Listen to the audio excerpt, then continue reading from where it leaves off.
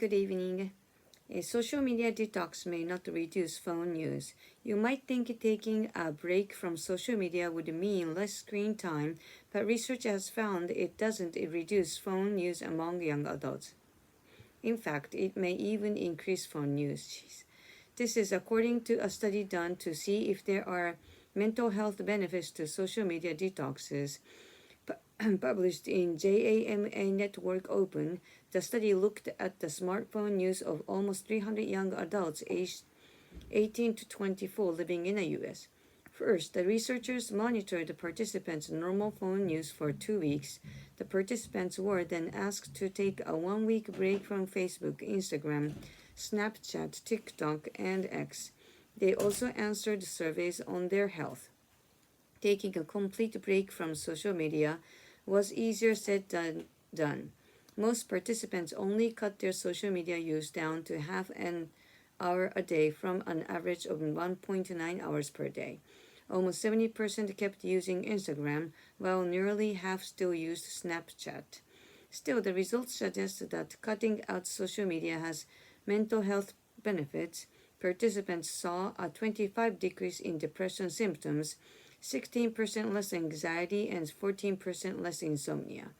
But limiting social media doesn't appear to be enough to encourage healthier behaviors, like spending time offline or going outside. Screen time actually slightly increased during the detox week by about 15 seconds a day. The research couldn't find out what participants were doing on their phones instead of using social media, but they could have been playing games, using streaming apps, or texting friends.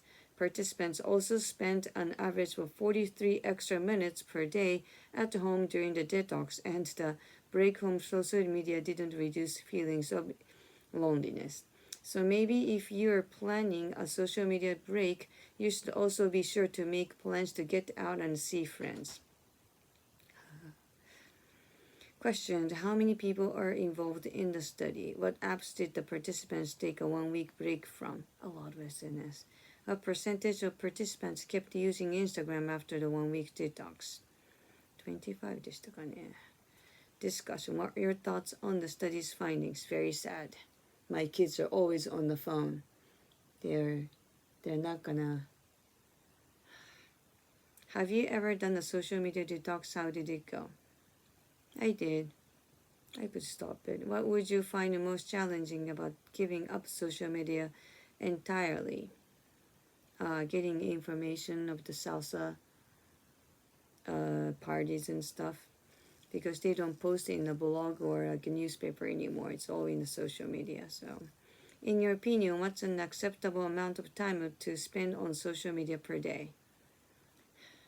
Less than 2 hours. I don't like it. Apart from social media, how do you spend most of your time on your phone? Looking at the YouTube. See, YouTube is another thing.